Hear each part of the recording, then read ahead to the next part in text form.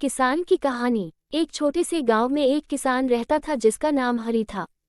वह अपने छोटे से खेत में कड़ी मेहनत करता था और अपने परिवार का पालन पोषण करता था।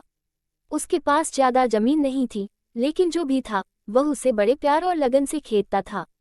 उसकी मेहनत और ईमानदारी के कारण उसकी फसलें भी अच्छी होती थीं। एक साल मौसम ने उसका साथ नहीं दिया। गर्मी बहुत ज्यादा थी और बारिश भी कम हुई। फसलें मुरझाने लगी और किसान हरी का दिल टूटने लगा। उसने बहुत कोशिश की, लेकिन खेतों की मिट्टी सूख चुकी थी और उसकी मेहनत बेकार जाती दिखाई दी।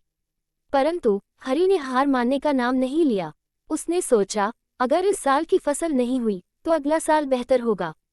उसने अपने खेतों में अधिक पानी देने के लिए नया तरीका अपनाया और कुछ खास बीज लगाए।